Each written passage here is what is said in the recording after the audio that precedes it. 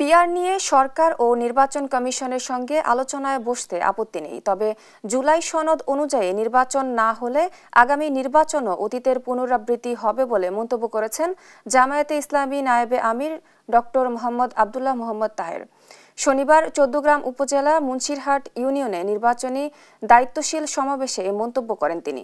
বলেন, যারা জুলাই সনদ মানবে না তারা আন্দোলনের বিশ্বাসঘাতকতা করবে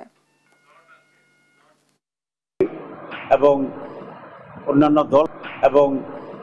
অন্যান্য দলকে আহ্বান জানাচ্ছি যে আমরা সম্মিলিতভাবে যেভাবে একটি নতুন পরিস্থিতি তৈরি হয়েছে পজিটিভলি, সেটার প্রতি সম্মান রেখে জাতীয় স্বার্থে আলাপ আলোচনার ভিত্তিতে ঐকমত্য অর্জন করেই যেন আমরা ফেব্রুয়ারি নির্বাচনটি সকলে মিলে গ্রহণ করে উৎসবমুখরভাবে আমরা করতে পারি এবং জাতির জন্য একটি নতুন দিক নির্দেশনা দিতে পারি।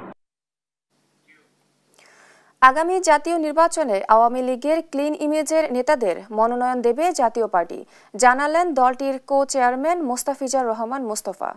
শনিবার দুপুরে রংপুর মহানগর ও জেলা জাতীয় পার্টির কার্যালয়ে বিভাগীয় প্রতিনিধি সভায় এ কথা বলেন তিনি। জানান, লেভেল প্লেইং ফিল্ড বজায় থাকলে আগামী নির্বাচনের জন্য প্রস্তুত জাতীয় পার্টি। চূড়ান্ত হয়েছে বেশিরভাগ প্রার্থী, তবে আইনশৃঙ্খলা পরিস্থিতি নিয়ন্ত্রণে না থাকলে সুষ্ঠু নির্বাচন সম্ভব নয় বলে মন্তব্য করেছেন জাপা কো চেয়ারম্যান।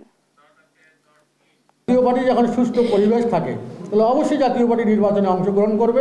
গোপালগঞ্জ অন্যান্য জেলাগুলো আছে যেখানে নিরঙ্কুশ তাদের আওয়ামী লীগের যেখানে সমর্থন আছে আপনারা জানেন, সেখানে যদি জাতীয় পার্টিকে যোগদান করে কেউ সেজন্য ক্লিন ইমেজের লোক যদি জাতীয় পার্টিতে যোগদান করে তাহলে তাকে আমরা মনোনয়ন দেবো না কেন? অবশ্যই দেবো।